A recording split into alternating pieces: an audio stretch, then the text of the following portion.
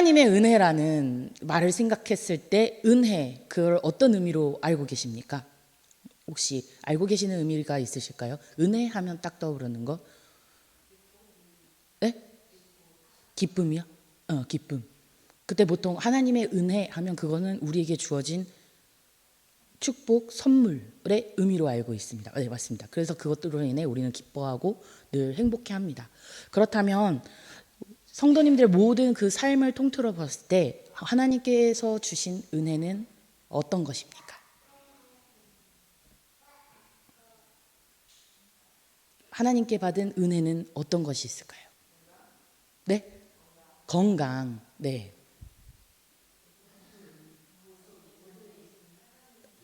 믿음, 영원한 생명, 다. 네. 네. 네. 사실 제가 듣고 싶었던 말은 다였습니다. 하나님의 은혜로 얻어진 것 중에 우리가 고민을 하거나 무언가를 고르고 있다면 사실 안 됩니다. 우리가 하나님 앞에 있어서 하나님께서 우리에게 주신 하나님의 은혜는 가장 먼저는 구원이겠죠. 우리를 죄악 가운데 구원하셨으니까요. 하지만 그 구원함으로 입은 우리에게 주신 그 새 생명과 새 삶을 주신 그 모든 것들이 은혜입니다. 그래서 우리 성도님들 모든 교회가 그렇겠지만 저희 특별히 서강교회는 은혜라는 찬양을 가장 많이 좋아하시는 것 같습니다. 특송곡 제1위 곡입니다. 그래서 하지만 많이들 불러보셔서 또 더 알겠지만 가사 중에 이런 말이 있습니다. 첫 가사에 내가 누려왔던 모든 것들이, 내가 지나왔던 모든 시간이, 내가 걸어왔던 모든 순간이 당연한 것 아니라 은혜였다라고요. 네. 그리고 2절엔 이렇게 나와 있습니다. 내가 이 땅에 태어나 사는 것, 어린아이 시절과 지금까지 숨을 쉬며 살며 꿈을 꾸는 삶, 당연한 것 아니라 은혜였다라고요. 우리의 하나님에게서 얻은 그 은혜는 말로 표현할 수 없을 만큼 그냥 저희가 지금 살아가는 이 삶 전부가 정말 은혜입니다. 그렇기에 그것을 아는 자라면 그 은혜 안에서 살아야 될까요? 살지 말아야 될까요? 너무나 쉬운 질문을 제가 하고 있죠. 살아야 합니다. 어떻게 해서든 그 안에 거하기 위해 우리는 노력을 해야 합니다. 그런데 그런 노력과 함께 이 시대는 너무나도 무너져가고 있음을 봅니다. 그래서 여성도님들께서도 같은 시대를 살아가고 있지만 어른들께서 항상 하시는 말이 우리 때와 너무 달라. 그리고 지금의 세대가 너무 걱정이 돼 라는 말을 많이 하시죠. 사실 지금의 세대, 옛 세대, 그리고 앞으로 다가올 그 모든 세대들이 겪는 시대는 사실 좀 다를 뿐이지만 사실 같은 마음과 같은 뜻으로 살아가고 있습니다. 그 중에서도 크리스천들은 하나님의 은혜 가운데 살아가기를 늘 노력하고 살아가야겠지요. 얼마나 격팍한 생활이냐면 너무나도 급격하게 변합니다. 성도님들께서는 성도님들 세대 때를 제가 생각을 해본다면 저희 부모님 세대이실 거고 그 세대 때는 내 가족을 위해서 그리고 우리 가정과 우리나라의 경제를 위해서라면 내가 무엇이든 하겠다 하며 발로 뛰며 열심히 살았던 세대였습니다.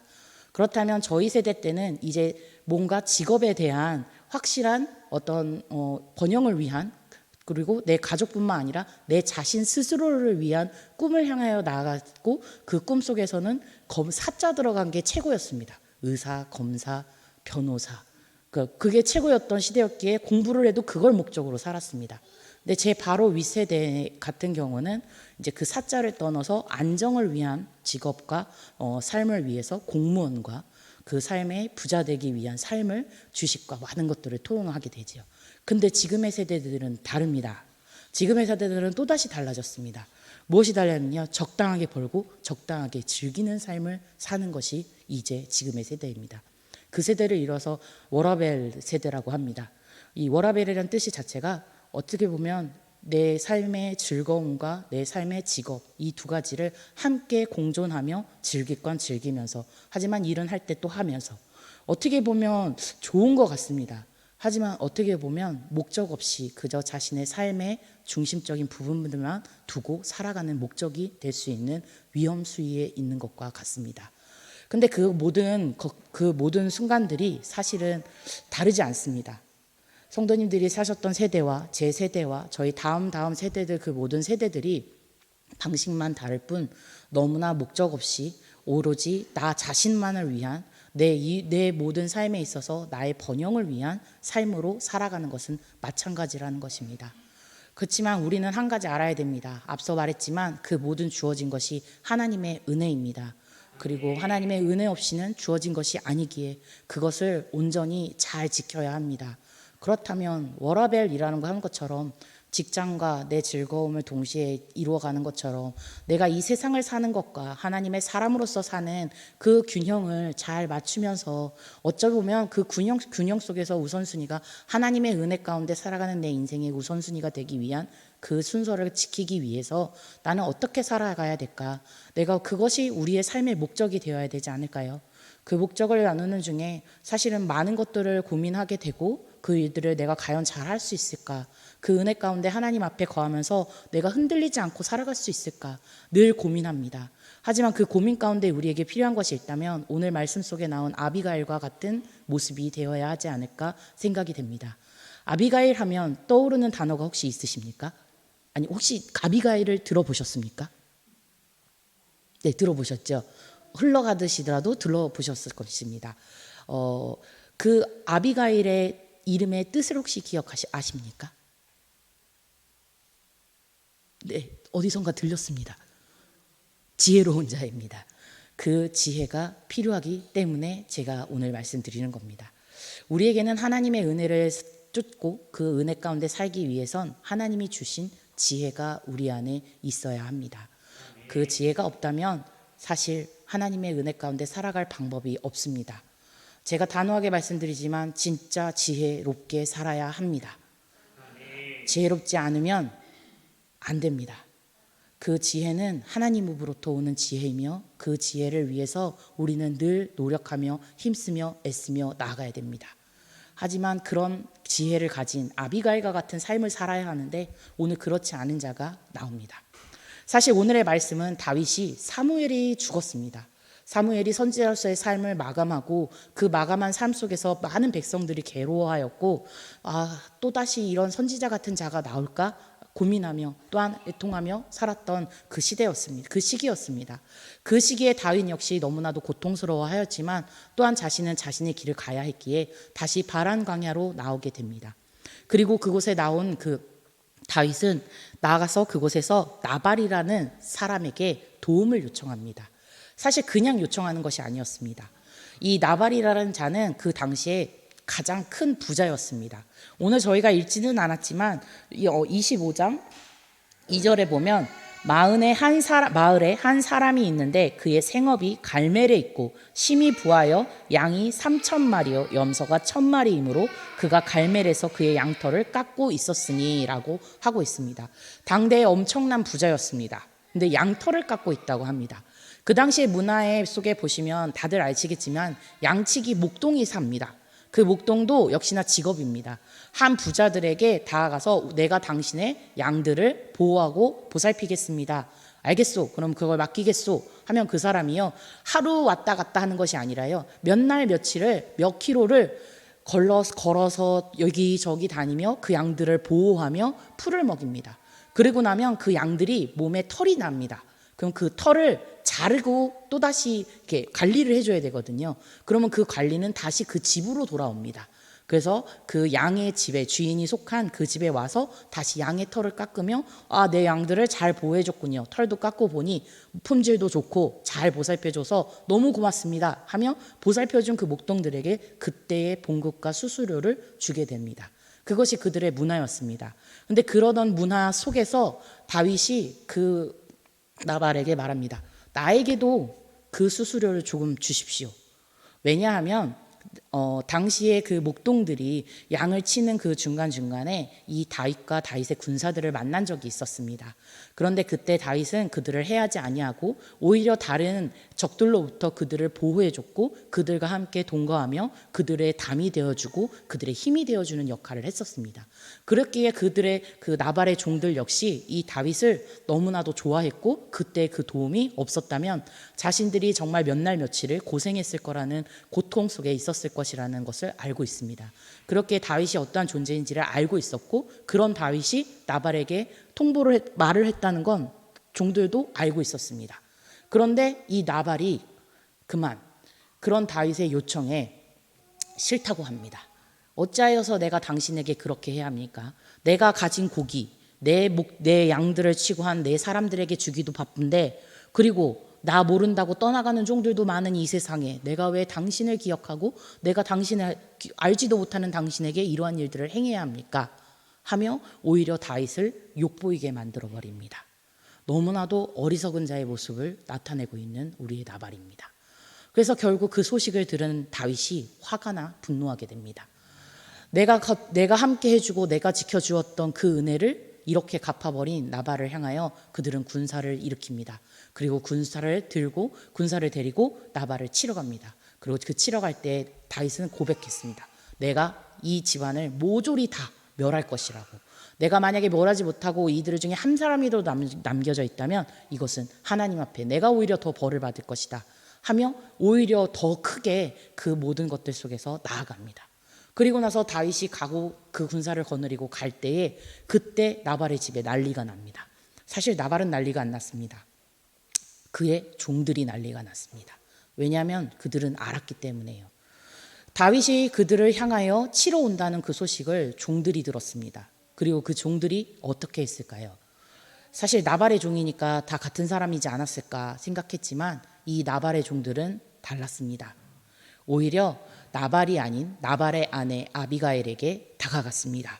그리고 아비가일에게 주인님 큰일 났습니다. 지금 다윗이 우리를 향하여 오고 있습니다. 사실 다윗은 우리를 해칠 자가 아닙니다. 우리가 오히려 도움을 받고 우리가 그에게 은혜를 베풀어야 할 차이인데 어찌하면 좋을까요? 하며 14절부터 16절에 나와 있습니다.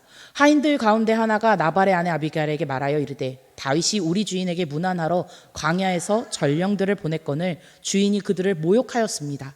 우리가 들에 있어 그들과 상종할 동안에 그 사람들이 우리를 매우 선대하였으므로 우리가 다치거나 잃은 것이 없었으니 우리가 양을 지키는 동안에 그들이 우리와 함께 있어 밤낮 우리에게 담이 외었습니다.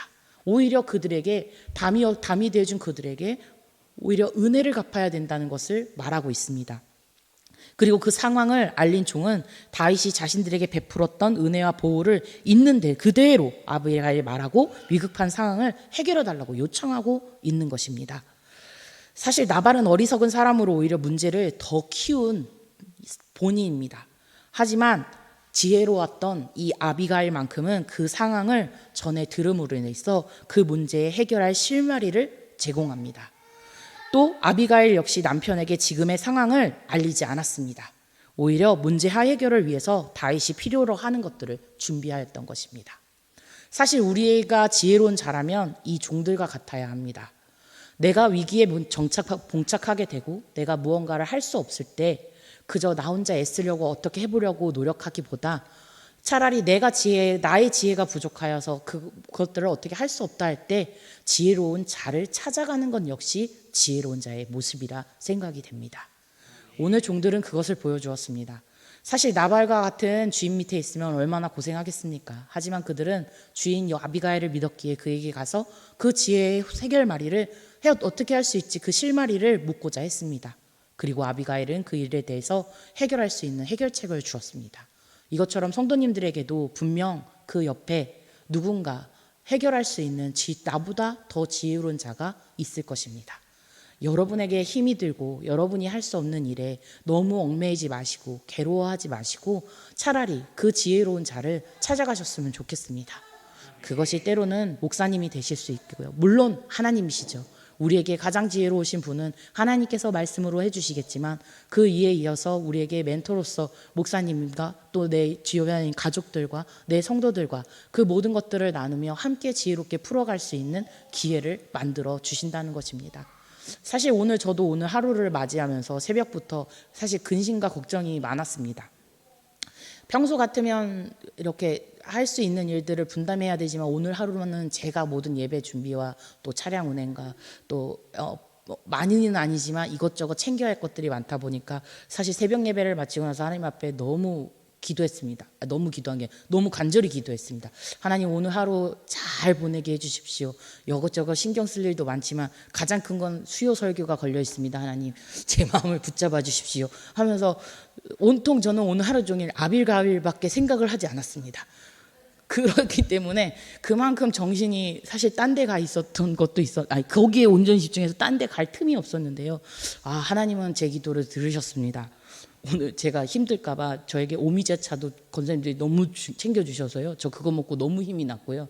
그리고 뭐 하나 음식도 막 더 챙겨주시고 저 힘들까봐 차량 운행도 갔다 와주시고 그래서 오히려 제가 신경 쓰지 않도록 그 모든 일들을 하나님께서 예비하시고 인도하시더라고요. 그래서 명혜야 역시 너는 네가 하는 게 아니라 하나님이 하신다.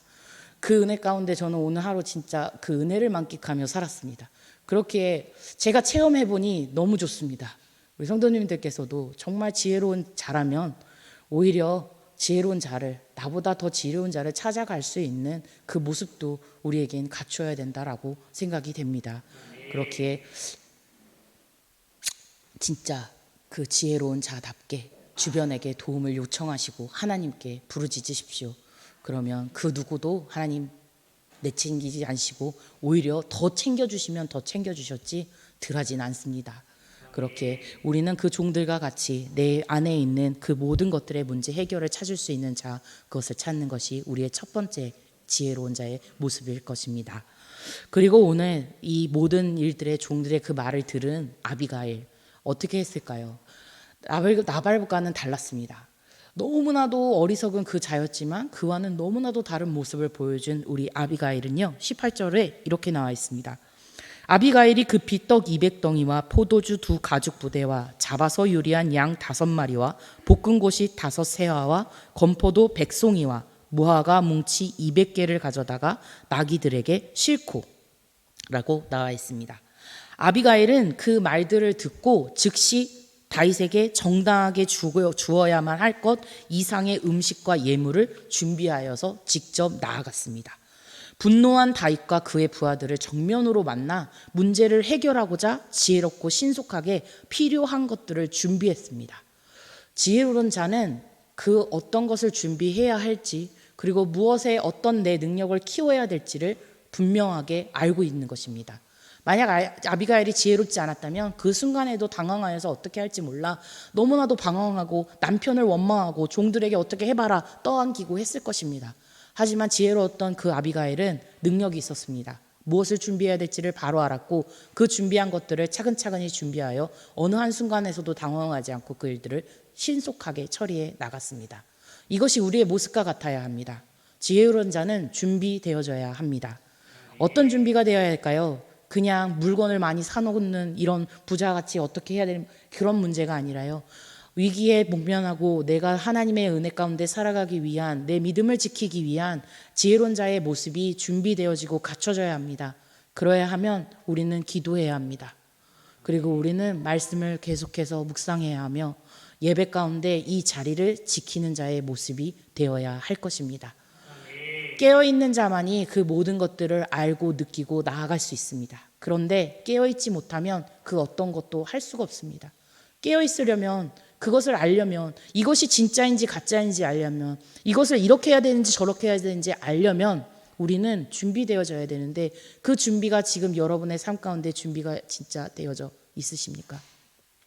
한순간에 무너집니다. 사실 모든 면들에 있어서 나는 잘하고 있다 생각하고 이만큼이면 되겠지라고 하고 있으면서도 정작 문제에 닥치면 내가 어떻게 해보려 하고 내 힘으로 그 일들을 이루어가려 하고 또한 하나님이 아닌 사람을 통해서 그 일들을 이루어가려는 것이 우리의 모습입니다. 그것은 준비가 아닙니다. 정말 진정한 준비는 매 순간순간마다 하나님과 대화하고 하나님을 향하여 서고 하나님을 위한 삶을 사는 자에게 갖추어질 수 있는 것입니다. 오히려 준비되지 못한 것들 내가 회개하고 그 일들을 준비하기 위해 노력하고 힘쓰고 애써야 하는 것입니다. 그렇게 우리 성도님들 지금 이 자리에 있는 것 자체가 그것을 위해 애쓰고 힘쓰고 있다는 것입니다. 그렇게 옆에 계신 분들에게 말씀해 주십시오. 정말 자랑스럽습니다. 진짜 자랑스러운 자의 모습으로 이 자리에 계시기에 저 역시 너무나도 감사하고 하나님은 오히려 기뻐 뛰며 놀라움을 금치 못하실 것입니다. 이 준비됨은 정말 되어야 합니다. 한 가지 예를 든다면 제가 유치부 아이들과 이번 주에 풀무불 이야기를 했습니다. 풀무불 속에서 풀무불을 보여주었습니다. 정말 뜨거워 얘들아. 근데 여기에 교회 안 가면 교회 가면 들어가야 돼. 근데 교회 갈래? 우리 아이들 뭐라고 했게요? 아이들 뭐라고 했을 것 같습니까? 네, 간다고 합니다. 그래서 제가 협박했습니다. 불에 탄다니까? 아무것도 안 남아. 너네 머리부터 발끝까지 다 타. 그리고 없어져. 니네가 없어지는 거야. 그런데 애들이 뭐라고 했는지 아십니까? 네, 놀랍게도요. 하나님이 지켜주시잖아요. 하나님이 있는데 뭐가 걱정이세요? 제가 은혜를 받았습니다. 왜 준비에 이 예화가 들어가냐고요? 우리 아이들에게 말씀으로 늘 그렇게 제가 협박을 하면서 가르칩니다. 근데 그것이 세뇌되어서요. 이제는 그 어떠한 것도 이제 무섭지가 않습니다. 다음 주 이제 사자굴입니다. 사자굴 우리 아이들 어떻게 반응할지 전 기대됩니다. 근데요, 그 풀무불 얼마나 세뇌당하면요, 한 아이가 집에 가서 풀무불 얘기만 했다고 합니다. 부모님이 풀무불 불에 들어간다고 무섭다고 자꾸 얘기하는데요. 그만큼 그 아이들이 그 말씀을 듣고 기억하는 것 자체가 준비되어지는 것 아닐까요? 성도님들께서도 지금 이 자리에 함께 나눈 말씀이나 평소에 목사님을 통하여서 또 듣는 그 말씀을 통해서 얼마나 기억하고 그 말씀을 내 삶에 얼마나 적용하고 계십니까? 그 삶대로 정말 잘 지내고 계시죠? 계시기에 이 자리에 계신 겁니다. 두려워하지 마시고 아멘 하시면 됩니다. 아멘. 네. 그래서 우리가 항상 우리 삶에 있어서 그 어떤 것이든 들어야 준비할 수 있고 깨어 있어야 모든 것들을 준비할 수 있듯이 늘 하나님과 가까이 하나님이 주신 그 모든 안에서 거하는 자가 되기 위해 예배와 기도와 말씀 항상 놓치지 마시고 그것들을 위해서 힘쓰고 애쓰는 우리 성도님들이 되셨으면 좋겠습니다. 그리고 그 일들을 통해 아비가일은 드디어 준비를 마쳤습니다. 그리고 나아갔습니다. 그리고 다윗과 만났습니다. 그 만난 다윗, 너무나 분노에 차서 화가 너무나도 나 있는 다윗이었습니다. 근데 그런 다윗 앞에 우리의 아비가일은 어떠하였느냐면 사무엘상 25장 오늘 우리가 읽은 23절에 나옵니다. 아비가일이 다윗을 보고 급히 나귀에서 내려 다윗 앞에 엎드려 그의 얼굴을 땅에 대니라. 아비가일은 그 모든 상황 속에서 다른 것도 필요 없었습니다. 자신이 가져온 것을 먼저 보여줄 법만도 한데 그러지 않고 오히려 겸손하게 먼저 낮아졌습니다. 그리고 다윗 앞에 자신의 남편이 지른 죄에 대해서 상세하게 얘기를 하며 그 어리석은 자의 모습에 분노하지 마시고 오히려 그 일들을 우리가 얼마나 잘못했는지 깨닫는 지금 와 있는 우리의 모습을 봐서라도 용서하여 달라고 그에게 아예 머리를 대고 어기에 낡지만 땅에 아예 바닥에 대고 그 모든 것들을 말합니다. 그때 다윗이 그 모습을 보고 그 마음이 진정하게 되었고 자신이 가서 부수겠다는 그 모든 것들을 취소하게 됩니다. 아비가일은 모든 것들에 있어서 자신의 가진 지식과 자신의 가진 재물과 자신이 준비한 그 모든 것들을 뽐낼 수도 있었습니다. 그리고 그것을 드러내면서 오히려 아부떨며 그 일들을 다윗에게 논할 수도 있었습니다. 하지만 그것이 문제가 아니었습니다. 진짜 잘못이 무엇인지, 진짜 자신이 지은 죄가 무엇인지를 바로 알았습니다.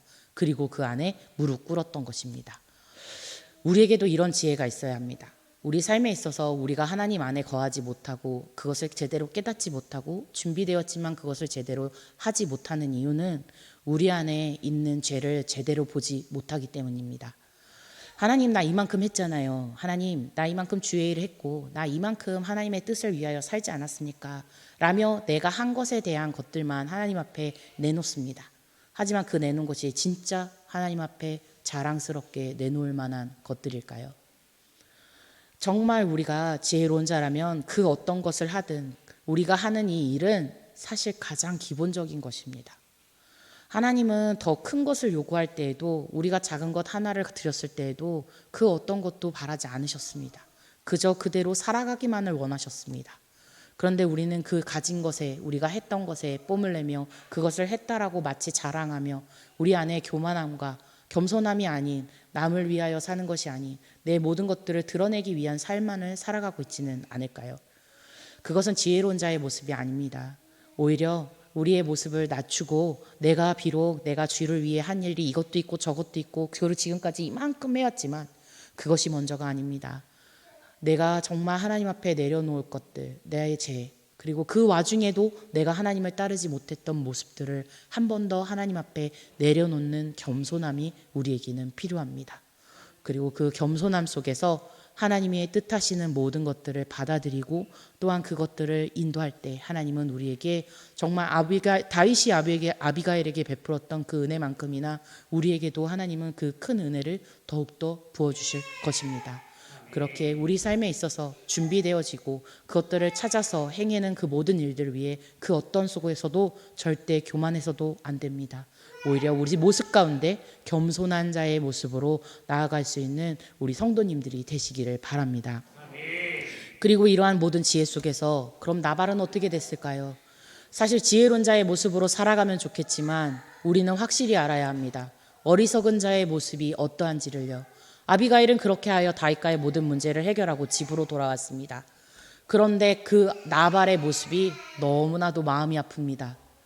나발은 이 36절에 나와 있지만 아비가일이 나발에게로 돌아오니 그가 왕의 잔치와 같은 잔치를 그의 집에 배설하고 크게 취하여 마음에 기뻐함으로 아비가일이 밝는 아침까지 아무 말도 하지 아니하다가 라고 나와 있습니다. 그 큰일이 일어났음에도 이 나발은 전혀 걱정이 없었습니다. 오히려 자신의 삶을 살기 급급했습니다.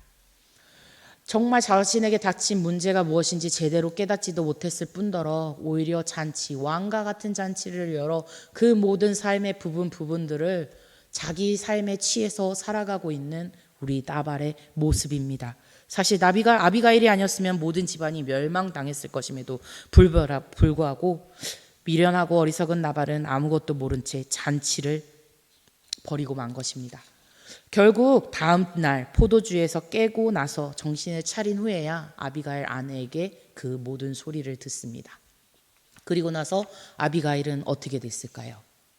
그 말을 들은 즉시 아비가일은 고개를 푹 숙이며 그 몸이 그대로 굳었다라고 성경에 나와 있습니다. 뿐만 아니라 그 몸이 굳은 후에 열흘 후에 그는 하나님이 직접 치셨고 그는 죽음을 맞이할 수밖에 없게 되었습니다. 은혜를 모른 채 살아가는 어리석은 자의 모습이 이와 같습니다. 은혜를 모르는 자는 목적 없이 삽니다.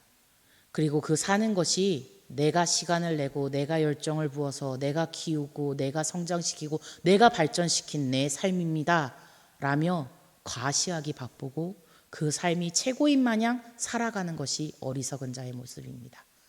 하지만 보십시오. 그 어리석은 자의 모습이 최후가 어떠한지를요. 진짜 우리는 그 모든 속에서 다시 한번 깨어야 있어야 함을 느낍니다.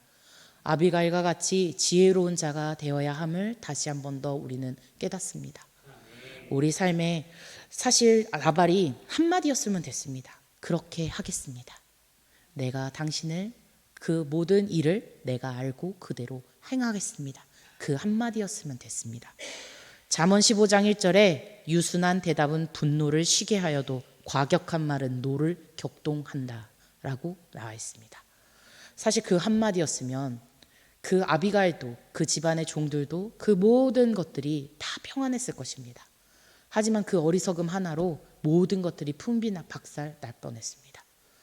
우리의 행동 하나, 우리의 말 하나, 우리의 생각 하나가 이렇게 위험합니다.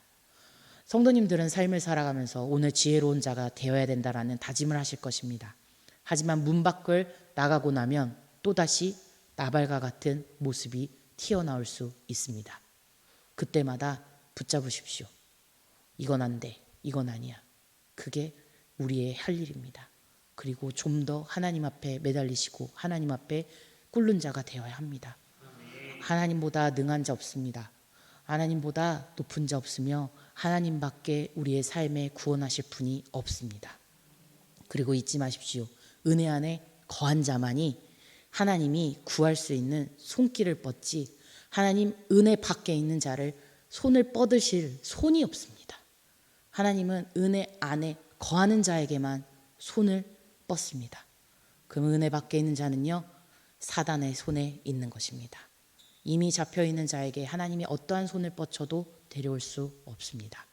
그렇게 우리의 삶에 있어 하나님의 은혜 안에 거하는 가장 지혜로운 자의 모습은 지금 이 자리에 이렇게 있어야 하는 것입니다. 그리고 여러분의 삶에 돌아가서도 절대 잊지 마십시오.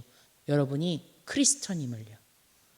정말 제가 이번 주에 충격적인 말을 하나 들었던 건 이 예화를 하나로 끝으로 이제 말씀을 맞이를 합니다.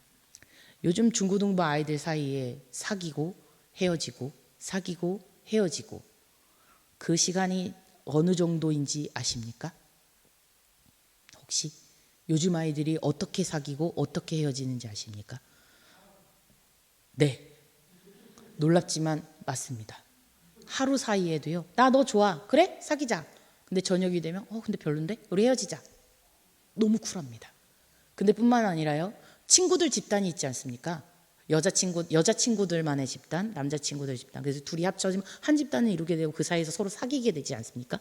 그럼 사귀고 나면 성도님들 헤어졌습니다. 그럼 그 헤어진 연인을 어떻게 하십니까? 안 만납니다. 볼 수가 없습니다. 어떻게 봐 이러면서 서로 그 집단에서 나가기 마련입니다. 근데 요즘 아이들은 안 그렇습니다. 뭐 어때? 괜찮아. 나 얘랑 사귀었었는데 너도 얘 사귀어봐. 이럴 정도입니다. 무분별합니다. 제가 이 모습을 보면서 그래서 이 모습을 보고 그 중고등부 아이들의 지도자 이제 전사님이 그럼 얘들아 안 돼. 크리스천은 이렇게 하면 안 돼. 너희들은 다른 생각과 이렇게 사귀고 이렇게 사랑한다는 말도 너무 좋아합니다. 요즘은요 좋아한다고 하면요 옛날 세대래요. 놀랍지 않으십니까? 좋아하고 시작해서 그것이 이제 서로가 함께 결실을 맺어 사랑으로 가지. 저희는 이게 속도가 있지 않습니까? 아이들은 그런 게 없습니다. 사랑하면 끝입니다. 좋아해. 야, 너 옛날 세대야. 요즘은 그러지 않는데요. 그래서 그렇지만 우린 달라져야 돼. 하지만 아이들이 하는 말이 더 무섭습니다. 저희는 튀기 싫어요. 크리스천으로서 뭔가 다르게 살고 뭔가 바르게 살아야 하는 것이 맞는 것임에도 불구하고 아이들은 그렇게 살기 싫어한다는 것입니다. 그게 지금 현 시대의 문제점입니다. 진짜 문제입니다. 그런데 그 속에서 얼마나 그 아이들이 지혜롭게 잘 자랄 수 있을까요? 그렇게 하려면 정말 우리가 많은 기도와 많은 노력이 필요합니다. 그 세대가 자라서 지금의 여러분의 세대 자녀들이 자라서 세상을 살아갈 때 그 세상을 살아가는 기준의 잣대가 이제는 모호해집니다. 그 어떤 것도 없습니다. 크리스천으로서 당당하게 크리스천이기 때문에 그 의미조차도 사라지게 됩니다. 하나님 안에 거하는 것이야 아니요 없어집니다. 목적도 없이 사는 우리 아이들, 그리고 그것이 무슨 의미인지 제대로 알지도 못하고 그저 좋으니까 좋고 나쁘니까 나쁘고 너무나도 목적 없이 인생을 허비하며 살아가는 그 인생들에게 바른 목적과 바른 삶의 목표를 알려주십시오. 그리고 그것을 위해 함께 기도해 주십시오. 그리고 그 길을 걸어가실 때 분명 우리 성도님들은 잘 걸어가고 계실 것입니다. 그렇다면 그 옆에 오는 나의 가족부터 시작해서 내 이웃들을 잘 끌고 그리고 가주십시오. 그렇게 하다 보면 다음 세대가 그것을 보고 자라며 그것들을 바르게 따라올 것입니다. 우리가 예수님의 길을 따라가고 우리 아이들은 우리의 길을 따라올 것입니다. 그 길 위에 지혜로운 자답게 하나님 안에 함께 거할 수 있는 자녀들이 또한 될 수 있도록 함께 기도해 주시고 함께 이 땅을 위해 우리가 함께 힘써야 할 때인 것 같습니다. 그것이 우리 삶의 가장 지혜로운 자의 모습이 아닐까 생각됩니다. 마지막으로 하나님의 은혜로 주어진 우리의 삶, 이제 우리는 알았습니다. 그 지혜가 얼마나 중요한지도요. 그리고 그 지혜는 세계를 넘나들고 세대를 뛰어들며 모든 것들의 지표가 됩니다. 그 지표는 오직 예수 그리스도입니다. 그 예수 그리스도의 그 길을 따라 우리가 걸어가며 우리를 향하신 하나님의 은혜 안에 거하며 믿음을 지키고 정말 크리스천답게 하나님의 자녀답게 이 세상의 빛과 소금이 되어 주십시오. 그리고 그 세상을 당당하게 그리고 그 속에서 빛을 발하는 멋진 승리의 삶을 이어가시는 우리 성도님들이 되시기를 바랍니다. 기도하겠습니다.